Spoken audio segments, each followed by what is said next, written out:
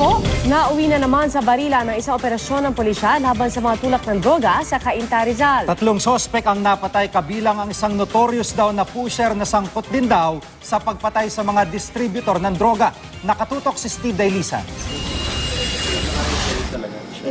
Bumulagta sa sahig ang 2 lalaking ito habang ang isa'y sumubsob mula sa kanyang kinaupuan. Yan ay matapos daw silang makipagbarilan sa mga pulis sa Cainta, Rizal. Ayon sa pulisya, maghahain sana sila ng search warrant kay Jojo Parado na notorious na tulak daw ng droga.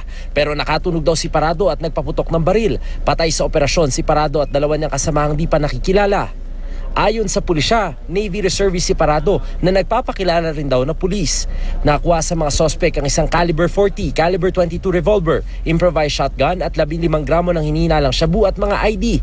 Diskarte raw ni Parado na itago sa mga foam ang droga para di makita kapag may raid. Pinakamabigat po nito, big time pusher siya dun sa lugar at saka pumapatay, kaya po medyo na-alarma kami kasi ang daming nagko-complain dito.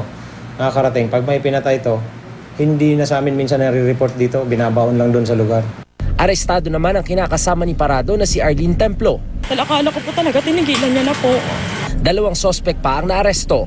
Wala po kong baril. Pagdating sa droga, sir, aminin ko, noon gumagamit ako pero mga 1 buwan na po, sir, tinigil ko na. Hindi na po, matagal na. Oo, pero matagal na, sir, mga 2 buwan na. Sisikapin daw tukuyin ng mga otoridad ang pinaglibingan ng mga sinasabing ipinapatay na distributor ni Parado. Kabilang din sa isa sa ilalim sa follow-up operation ang mga pangalang nakalista sa Blue Book na natagpuan ng mga otoridad na sinasabing distributor at parokyano ng napatay na sospek. Steve Dailisa, Nakatutok, 24 Oras.